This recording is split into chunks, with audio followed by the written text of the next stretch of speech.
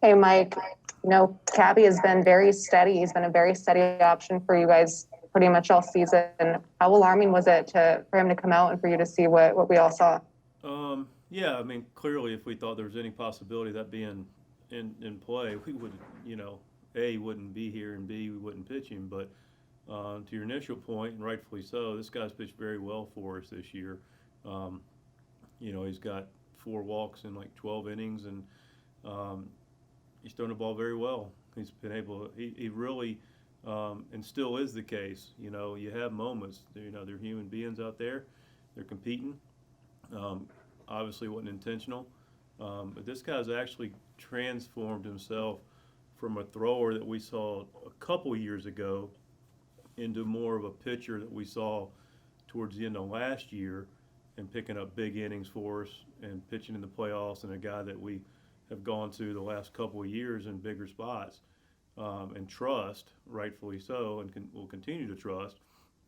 And he went in a spot that, in a tie game, that was right in his spot. The lefties in the lineup that are their better guys, and obviously it's completely unfortunate that the ball got away from him. And our prayers are with Bryce Harper, and hope that he's okay. Thank you. You're welcome. Derek Gould. Mike, you should know, Harper shared on Instagram that he was doing well. He did a video on social media. Yeah, well, that's good to hear from him. Had contact with their clubhouse, and all initial reports have been as favorable as possible, so thank God. Thanks for sharing that, Derek. Yeah. To my question, if that's okay, is is that a failure of the 3-batter minimum? Yes. At that? Yes, that's a failure of the 3-batter minimum. Absolutely is that. Sorry to cut you off. Hopefully you finish your question, but completely, absolutely, no doubt. That's but that's definitely an outlier of it. But you're talking about an aggressive young pitcher that's throwing to one of the superstars of this game, and is wanting to give him his best bolt, and the ball got away from him, and unfortunately got Bryce up top, which is our dugout went out to check on him. We were just instinctively like, oh gosh, and clearly he felt terrible, and we can go out and we can calm him down, but at that point, that's a tough thing to deal with in competition, and to expect him to, we got Webby up immediately. We would have figured out a way to get him in the game at that point and had some time. But that's the rule, and then it led to obviously Gregarious getting hit, and just an unfortunate scenario. And I completely understand their aggressive response. Joe handled it appropriately. I know he I can't speak for him, but he's got to stand up for his guys, and made an appeal to the umpires about maybe getting him out of the game to maybe Cabby's benefit. But again, they issued warnings, and that was appropriate as well, I suppose. And we expect their dugout to be upset and bothered by it. We played this group recently, and there's connections on that side that we respect the way they go about their business, and we understand them. They're pros, and they had one of their better players be compromised, and I don't blame anything that happened there. And I think in everybody's hearts they know it was completely unintentional. Longer answer to your question.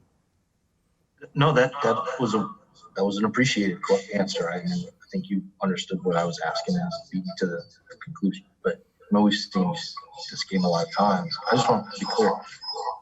Might you have removed Cabby after Harper? Yes. If not 3-batter? Okay. No question. Absolutely. I mean, it just wasn't it's just one of those things. I mean, it happens in our game, and no one likes to see it. And again, no one feels worse, obviously, than Bryce does, but than Genesis. And I know he spoke with you guys. I'm sure he was more than apologetic and contrite. But it is competition, and it happens. And you know, that's the unfortunate part of it, but absolutely would have figured out a way to get him out of that game. But, you know, he'll regroup and he'll overcome it. Thanks, Mike. Thank you, Derek. Jeff? Mike, what did you see out of OVA tonight? I just got through talking to him. I saw a guy that pretty much what we expected.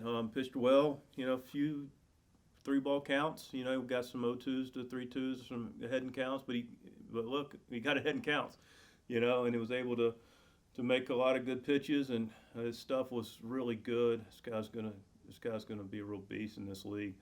Good fastball, good life to it. Nice slider. You know, feel for his changeup. It's a really good pitch for him as well. Pitched really well, you know. I mean, he got behind Miller and you know, didn't want to give in to him, but, you know, got a breaking ball, looked like over the middle of the plate, and Brad put a swing on it to tie it. But, you know, you got a guy that comes up for a spot start and gives you 5 innings and leaves, you know, gives you a chance to win a game. He's done his job. Zach Silver? Mike, was there anything specifically with his field tonight that allowed him to kind of get those strikeouts? You know, he can be a strikeout pitcher, but is there anything tonight specifically that kind of allowed him to get those last ones? Was it just getting head and counts, or was there anything you would attribute it to? Yeah, to get to strike 3, you got to get to, you know, strike 1 and 2, so that was a part of it. And then, but he's got weapons. You know, he's got some swing and miss stuff. He's got again, he can ride his fastball. You know, his slider's gotten late in life, comes out looking like a fastball, so there's some probably some tunneling there. And he's got a really good changeup, so he's got pitches to righties and lefties, and he can do a lot of things. So he's got some swing and miss stuff, and he's got some softer contact stuff early in the count. So both those things play for a starter that can really compete well for this ball club for this year at different points and moving forward.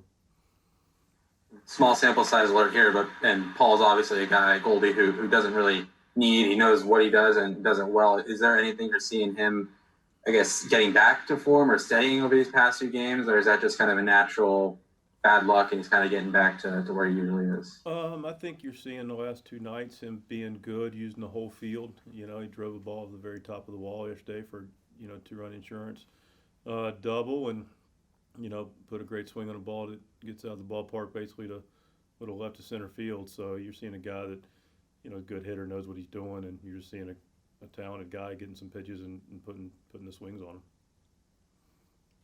Kamish?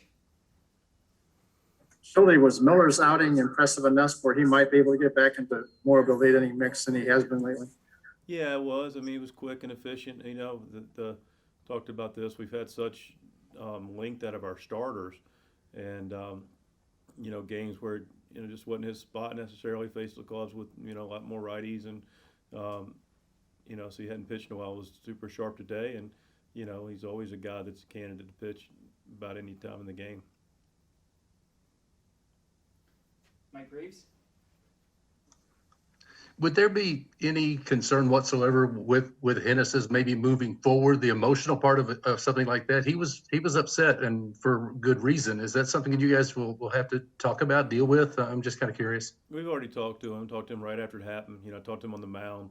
You know, how much he hurt, I'm not sure. You know, he's still got a lot of emotion going from the, you know, what had just happened, and because it happened quick. You know, I mean, it happened, you know, really quickly, and then went and talked to him in the dugout, and you know, we'll catch up with him. Multiple staff members, players have caught up with him. You know, he's a tough kid. You know, I mean, obviously he's bothered by it, but he'll move forward.